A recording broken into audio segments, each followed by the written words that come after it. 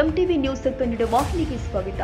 ಮದುವೆ ಮಂಟಪದಿಂದ ಫೋಟೋಗ್ರಾಫರ್ ಉಮೇಶ್ ಹೊಸೂರು ಎಂಬಾತನನ್ನ ಅಪಹರಣ ಮಾಡಿದ ಪ್ರಕರಣಕ್ಕೆ ಸಂಬಂಧಪಟ್ಟಂತೆ 8 ಜನರನ್ನ ಬಂಧಿಸಲಾಗಿದೆ ಎಂದು ನಗರ ಪೊಲೀಸ್ ಆಯುಕ್ತ ಯಡಾ ಮಾರ್ಟಿನ್ ಮಾರ್ಬನಾಂಗ್ ಹೇಳಿದ್ದಾರೆ.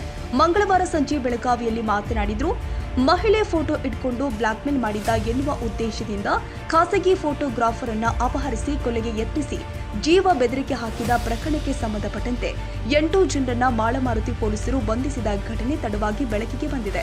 ಫೋಟೋಗ್ರಾಫರ್ನನ್ನ ಅಪಹರಿಸಿ ಹಲ್ಲೆಗೈದು ಜೀವ ಬೆದರಿಕೆ ಹಾಕಿದ್ದ 8 ಜನ ಆರೋಪಿಗಳನ್ನ ಪೊಲೀಸರು ನ್ಯಾಯಾಂಗ ಬಂಧನಕ್ಕೆ ಒಪ್ಪಿಸಿದ್ದಾರೆ. ಒಂದು ಕಿಡ್ನಾಪಿಂಗ್ ಕೇಸ್ ರಿಜಿಸ್ಟರ್ ಆಗಿದೆ.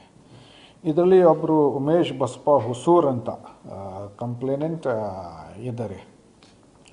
ಅವ್ರ ಕಂಪ್ಲೇಂಟ್ ಪ್ರಕಾರ ಅವ್ರಿಗೆ 22 ನವೆಂಬರ್ ತಿಂಗಳಲ್ಲಿ ಅವರು KPTCL ಹತ್ತಿರ ಇದ್ದಾಗ ಅವರಿಗೆ ಸಾಕಷ್ಟು ಆರೋಪಿಗಳಿಂದ ಕಿಡ್ನಾಪಿಂಗ್ ಆಗಿದೆ.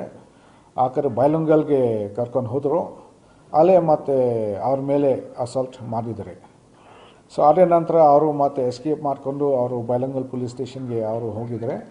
ಬೈಲಂಗಲ್ ಪೊಲೀಸ್ ಸ್ಟೇಷನ್ ನಮಗೆ ರಿಫರ್ ಮಾಡಿದ್ದಾರೆ, ಯಾಕಂದರೆ ಇದು ಅಫೆನ್ಸ್ ಇದು ನಮ್ಮ ಲಿಮಿಟ್ಸ್ನ ಶುರು ಆಗಿದೆ. ಸೊ ನಾವು ಕೂಡ ಅವರ ಕಂಪ್ಲೇಂಟ್ ತೊಗೊಂಡು ಈಗ ಮಾಲ್ಮೂರ್ತಿ ಸ್ಟೇಷನಲ್ಲಿ ಒಂದು ಕಿಡ್ನಾಪಿಂಗ್ ಕೇಸ್ ರಿಜಿಸ್ಟರ್ ಆಗಿದೆ, ಕ್ರೈಮ್ ನಂಬರ್ 205/24. ಸೊ ಆ ಪ್ರಕಾರ ನಾವು ಈಗ ಏನು ಆರೋಪಿಗಳು ನಾವು ಅರೆಸ್ಟ್ ಮಾಡಿದ್ವಿ. ಈಗ ಅವರು ಎಲ್ಲ